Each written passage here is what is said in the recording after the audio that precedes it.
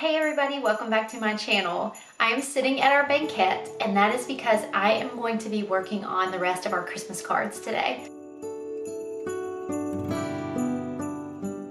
Christmas cards are just one of the many traditions for Christmas. You absolutely don't have to send them out, and you can make them as basic or elaborate as you want to.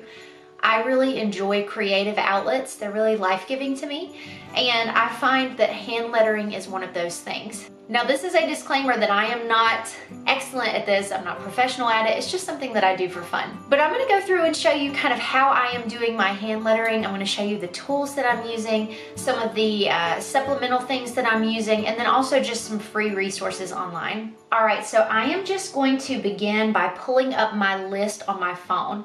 I keep a running list of who I've sent cards to every year, and then that way I can just easily refer back to it, the following year.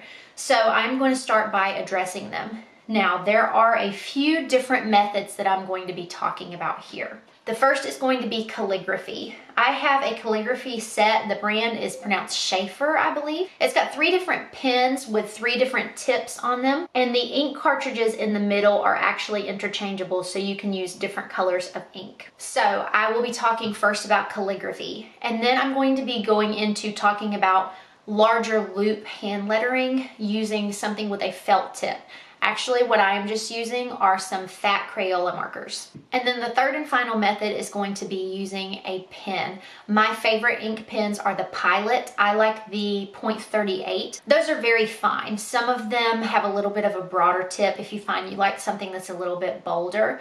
This is the pen that I use in my planner because I like that I can write so fine and it doesn't kind of clutter up my pages. If I had one that was a little bit larger, I might use that for the cards, but this is what I have. In addition to that, I'm going to be using some rubber stamps today, and I think that's really about it. All right, so let's go ahead and hop in. All right, so we will begin our hand lettering journey with calligraphy. So several years back, Brandon gifted me with a calligraphy set and with this sort of how-to book.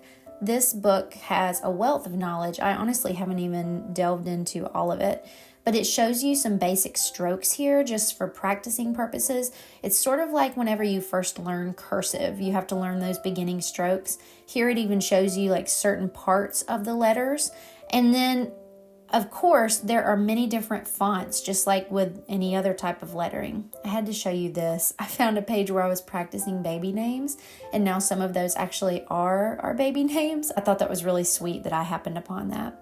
All right, so let me start out by apologizing for my camera angle. In my head, it made sense, but my hand's sort of like covering up me writing, so I am showing you all along the way, but next time if I do this again, I'll flip the camera around. This would have been a better angle for a lefty, but anyway.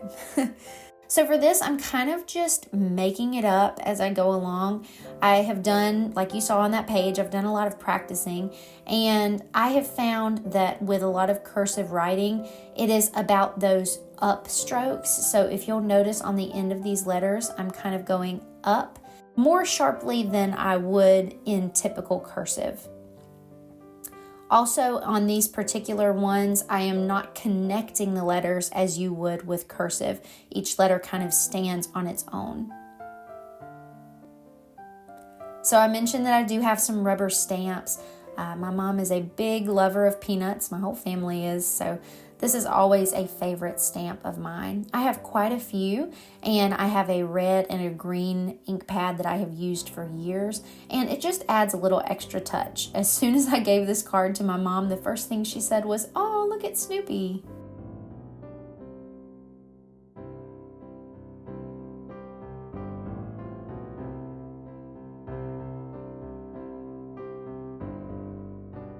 All right, so we're gonna move into more of a large loop hand lettering.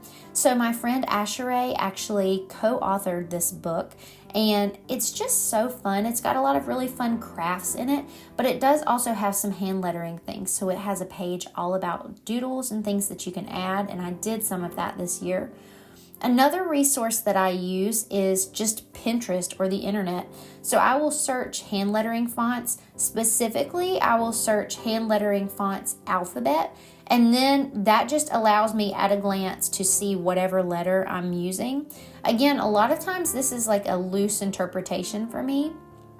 So for this, I'm actually using a large Crayola marker. You can see here I tried to alter the angle of my page. It still doesn't work, Kelly, because your hand is in the way. I'm so sorry about that, guys. But with this and calligraphy, one common thread that I have noticed is that you make certain parts of the letter thin and other parts of the letter thick. And you do this just by manipulating how you are turning the instrument in your hand or kind of how you're moving it on the page. So you'll see here as I wrote the word "the" that there are clearly some parts that are thicker than others.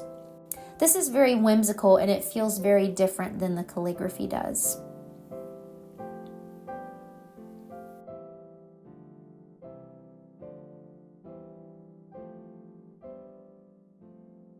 I did decide just to go with the same Snoopy stamp because, I don't know, you really just can't beat Snoopy delivering a letter. Okay, so the last one that we are going to visit is using an ink pen. So one thing that I like to do, and it's something that I've seen on Pinterest, is sort of use a script cursive type font for the name and then using a large block letter for the address. Now, this is going to be made up because, of course, I can't be giving out people's addresses on the World Wide Web.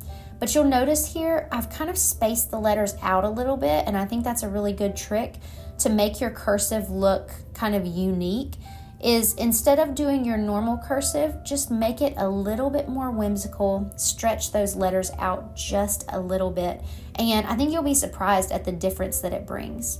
So here I'm doing the same thing as far as spacing, but I'm doing a block all caps font.